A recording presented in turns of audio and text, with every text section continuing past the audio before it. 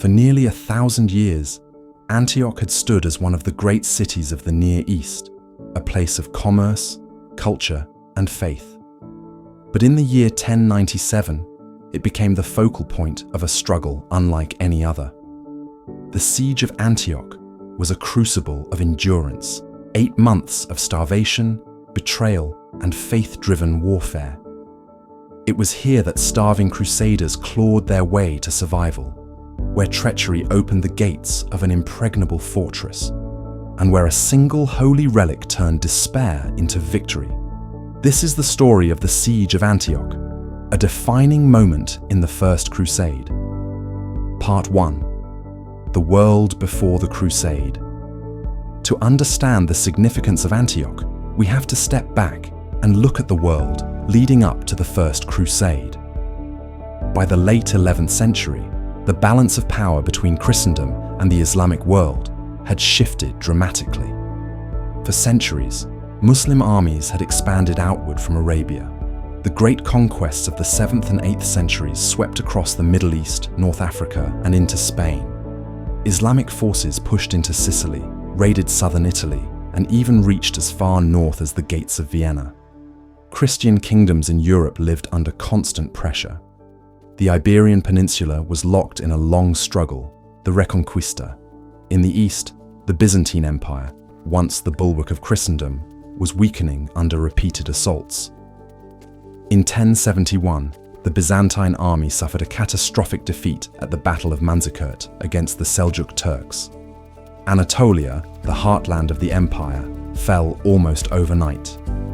By the late 1090s, Constantinople itself was threatened. Byzantine Emperor Alexios I, Komnenos, desperate for help, turned to the west. At the same time, the Holy Land, Jerusalem and its surrounding territories, had been under Muslim control for centuries. While Christian pilgrims were generally tolerated, the region had become increasingly unstable under Seljuk rule. Reports of harassment and atrocities against pilgrims spread through Europe, fueling a sense of outrage. It was in this climate that Pope Urban II called for a crusade at the Council of Clermont in 1095. His message was electrifying: take up the cross and free the Holy Land from the infidel. Tens of thousands responded. Knights, peasants, and lords alike left their homes to embark on what they believed was both a holy pilgrimage and a holy war.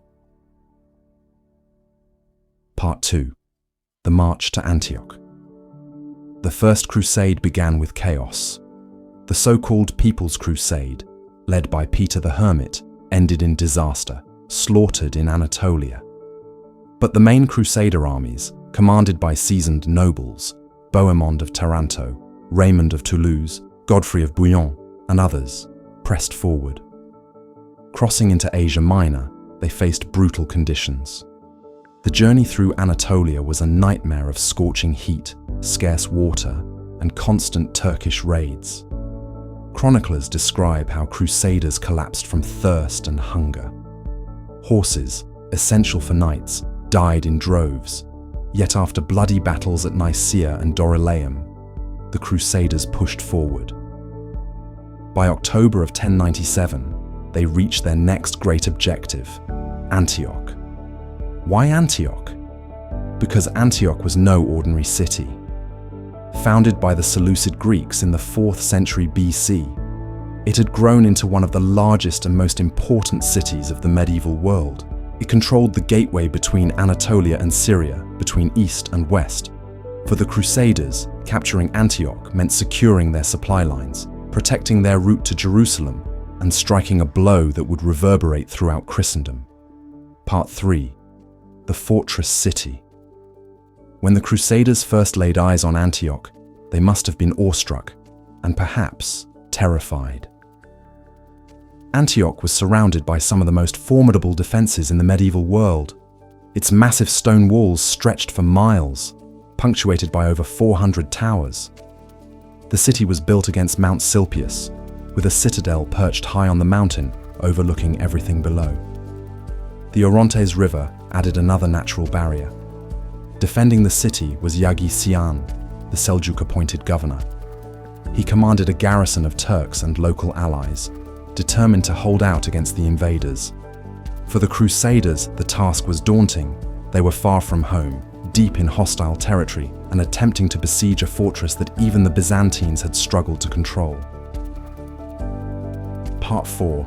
The siege begins. In late October 1097, the Crusaders encircled Antioch. Their leaders divided responsibilities, building fortified camps to block the city's gates. But they didn't have enough men to fully surround the walls. This meant supplies could still trickle into Antioch, prolonging the defense. The Crusaders launched repeated assaults with wooden siege towers and ladders, but the defenders repelled them with arrows, stones, and boiling oil. The walls of Antioch remained unbroken. As winter set in, the siege became a test of sheer endurance. Food supplies dwindled, horses were slaughtered for meat.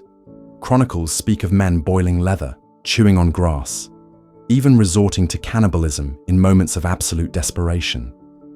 Disease swept through the camps. Entire groups deserted. The once grand Crusader host, which had left Europe in a wave of fervor, was reduced to starvation and misery. But still, they held on. Part 5. The turning point. Betrayal. By the spring of 1098, the Crusaders' situation was desperate. Antioch still stood, and the threat of a massive relief army loomed on the horizon. Then came betrayal, the crack in the fortress wall they had been praying for. Bohemond of Taranto, one of the most ambitious leaders of the Crusade, made a secret arrangement with an insider. Firuz, an Armenian Christian who had converted to Islam but served as one of Antioch's guards, had grown resentful of his Turkish overlords. Bohemond promised him riches and protection. Firuz agreed to open a gate. On the night of June 2nd, 1098, under the cover of darkness, Bohemond's men scaled the walls near the Tower of the Two Sisters. They slipped into the city, overpowered the guards, and flung open the gates. The Crusaders poured in. Antioch was taken in a storm of blood and chaos. Yagi Sian fled, only to be captured and killed by local villagers. At long last, Antioch had fallen, but the Crusaders had little time to celebrate. Their greatest trial still lay ahead. Part 6. The counter-siege. Only days after Antioch fell, disaster struck again. Kerboga, the Atabeg of Mosul, arrived with a massive relief army. Estimates range from 30,000 to 75,000 men. The Crusaders, exhausted and starving, now found themselves trapped inside the very city they had fought so hard to conquer. Panic gripped the Crusader host. Morale collapsed. Some began to desert. And then, in their darkest moment, came the so-called miracle of the Holy Lance. Part 7. The Holy Lance. A poor Provençal monk named Peter Bartholomew claimed to have received visions of Saint Andrew, who revealed that the Holy Lance, the spear that had pierced Christ's side at the crucifixion, was buried beneath the Cathedral of St. Peter in Antioch.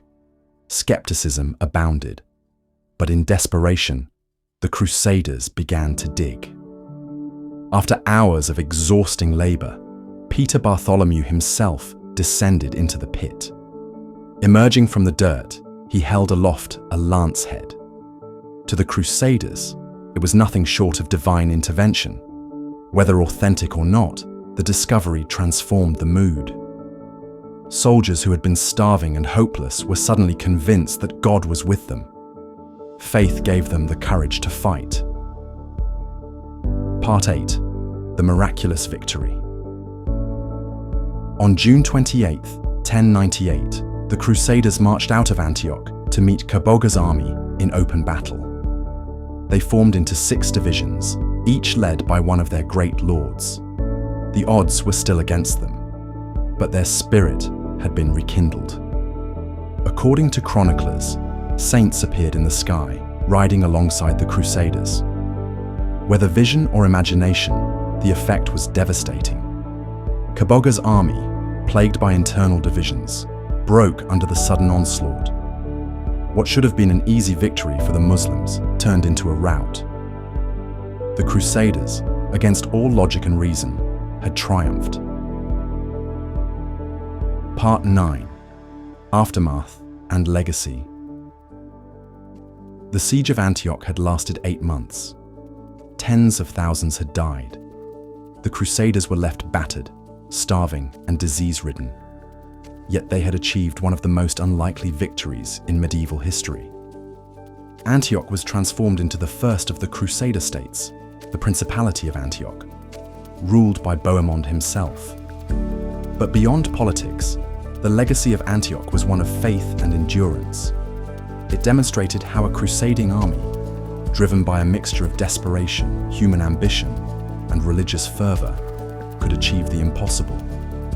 The road to Jerusalem now lay open, and the legend of Antioch, the hunger, the betrayal, and the miracle of the Holy Lance would echo for centuries as a symbol of Crusader determination.